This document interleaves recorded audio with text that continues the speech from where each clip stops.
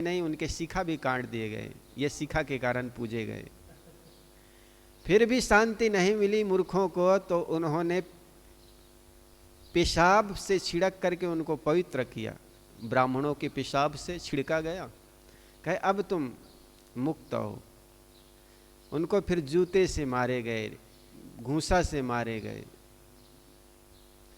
भागवत भी शुरू हो गई। शाम को उन लोगों ने पता लगाया होगा, तो वो बोले कहाँ के रहने वाले, तो हमने कहा हम रहने वाले तो कानपुर के हैं, यहाँ छल्ला भी हमको हो गई 20 साल रहते रहते। क्या काम करते हो, तो हमने कहा पहले हम शिक्षक थे, कि स्कूल चलाते थे। चूँकि जो मोदी सरकार आई तो उस समय प्राइवेट स्कूलों को बंद करवा दिया गया। इसके बाद फिर हम भागवत में लग गए। तो बोले कि तुम्हें पता चलता है, हमने कहा हम सर हम यादव हैं। तो बोले कि आरडी दिखाओ, तो हमने कहा आरडी तो हम लाए नहीं, आधार कार्ड। बोले कि तो हमने कहा नंबर ले लो हमारा, हमारे घर से पता लगा लो। तो इन्होंने नंबर लिया, हमारे बेटे से पूछा, तो बेटे का नाम जैसे आरडी में हम क्लिक किया तो उसका नाम क्लिक किया गया, राज यादव। इन्होंने कहा कि ये 103 देरी है यहाँ पे ब्राह्मणों के गांव में, तुम यादव होकर के क्या भागवत कहने आए हो। और इन्होंने बहुत हमें मारकूट करना शुरू। कथावाचक हूँ। वो हमारे छोटे आचार्य जी हैं, सहायक व्यास जी, संत सिंह जी। आपके साथ क्या है? मेरे साथ पहले तो उन्होंने मुझे बंदी बना लिया, मोबाइल छीन लिया। उसके बाद उन्होंने 25,000 रुपए दंड लगाया, 25,000 रुपए ले लिए, एक जंजीर ले ली और एक अंगूठी ले ली। अंगूठी 4 ली थी, 3 वापस कर दी। हाँ, मारा भी है हमको लात घूसों से। और उसके बाद उन्होंने पैर छुपाए। उसके बाद जब पैसा ले लिए, जंजीर ले ली, उसके बाद उन्होंने जो है चोटी हमारी काटी। पहले हमारे आचार्य जी की काटी, फिर हमारी चोटी काटी और बजरंगबली के जयकारे लगाए। उसके बाद हमको वहां से निकाल दिया। वजह ये थी, हम जाति के यादव हैं और उन्होंने कहा हमें ब्राह्मण वक्ता चाहिए। तो मैंने कहा ये तो तुम पहले ही सोच लेते भाई, आपने कथा जब सुनी थी हमारी तब तुमने छटवाई, पहले तो तुमने पूछी नहीं जाति, बाद में आपने जाति पूछी। तो हमने जाति छुपाते तो है नहीं, हमने बता दिया हम यादव हैं। निश्चित ही इटावा क्षेत्र में जो जघन्य अपराध हुआ, एक व्यक्ति को मुंडन करके पैसा ले करके और स्त्री के चरणों में रख करके नाक रगड़ावाना और पेशाब छिड़कना जरूर मानवता का बहुत बड़ा कलंक है। इसलिए मैं कहता हूँ व्यक्ति कम से कम मनुष्यता से डरे, मनुष्यता को अपने जीवन में अंगारी करे। और मैं तो कहता हूँ जो व्यक्ति इंसान को इंसान नहीं मानता, वो साधु क्या, वो जगत गुरु क्या, वो साधु नहीं हो सकता। साधु का मतलब होता है जिसको समान दृष्टि से देखे, जिसमें कोई ऊंच नीच का भेद ना हो। और स्वयं के उद्धार का प्रयत्न तो कोई भी व्यक्ति कर सकता है, सब में ये शक्ति भगवान ने दी है, लेकिन परोद्धारकता शक्ति जो है वो ब्राह्मण में रखी हुई है। तो इसीलिए हमारे यहाँ ये परंपरा है कि जब हम अपने लिए कुछ कराना चाहते हैं, वो जो हम स्वयं नहीं कर पा रहे हैं अपने लिए, तो हम ब्राह्मण को बुला के उससे करवाते हैं। तो ब्राह्मण का जो किया है हमको मिल जाता है, ये मतलब। वे शंकराचार्य ही नहीं है तो उनका बयान कैसा? उनका शंकराचार्य का पक्ष जो है भी कोर्ट में विवादित है। दूसरी बात, वे भारतीय संविधान का एक अक्षर नहीं जानते हैं। वो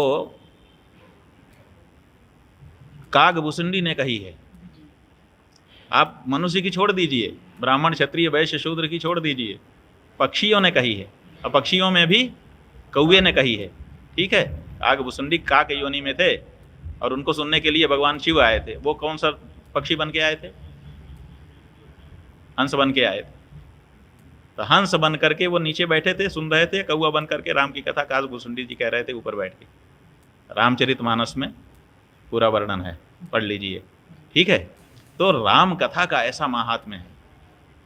नाली में भी अगर सोना गिरा हो तो आप क्या करेंगे? नाली में है इसलिए छोड़ देंगे? अभी हम फेंक कर देख लें, आप कहीं पर भी देख लीजिए, रास्ते चलते कोई भी उठा लेगा। क्यों? क्योंकि वो सोने के महत्व को समझता है। वो समझता है कि नाली से क्या लेना देना है, हमको सोने से मतलब है, हमको राम कथा से मतलब है।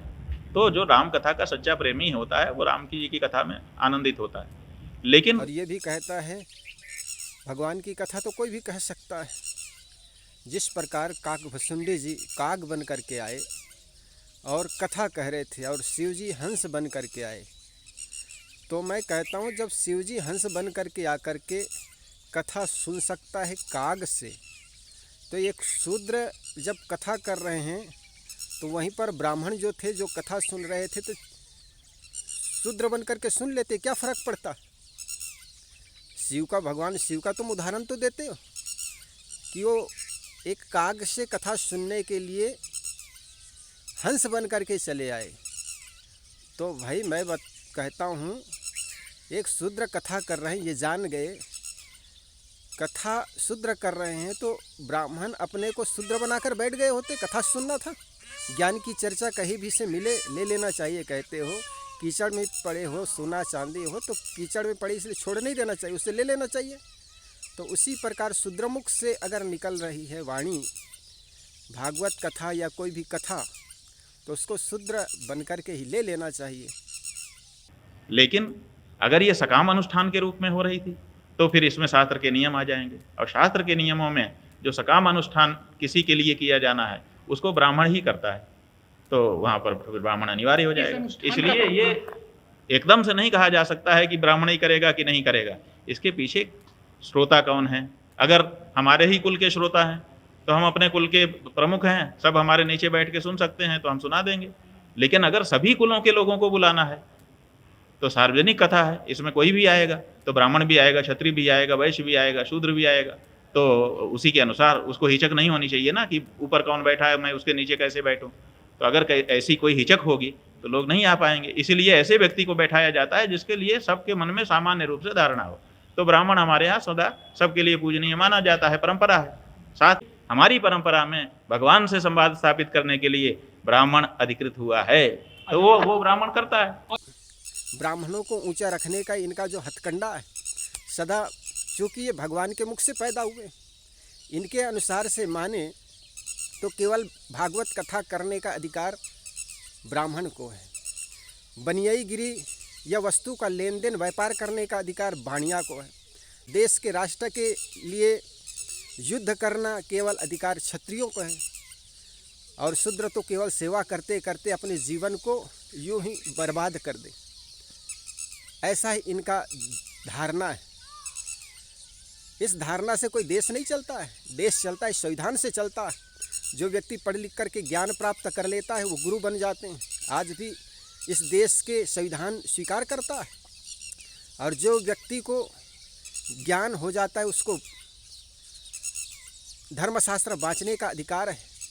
और यही कारण है, कहा जाता है जो आदमी ब्रह्म को जान जाता है वो ब्राह्मण होता है। लेकिन ये आदमी के अनुसार तो ब्राह्मण ही केवल ब्रह्म ज्ञान को उपलब्ध हो सकता है। ये सब बातें गोल मोल करके घुमा करके रखने वाली बात होती है।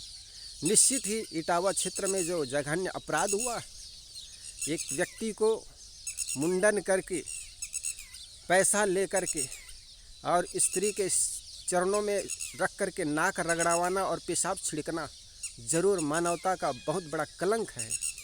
इसलिए मैं कहता हूँ व्यक्ति कम से कम मनुष्यता से डरे, मनुष्यता को अपने जीवन में अंगारी करे। और मैं तो कहता हूँ जो व्यक्ति इंसान को इंसान नहीं मानता वो साधु क्या, वो जगत गुरु क्या, वो साधु नहीं हो सकता। साधु का मतलब होता है जिसको समान दृष्टि से देखे, जिसमें कोई ऊंच नीच का भेद ना हो,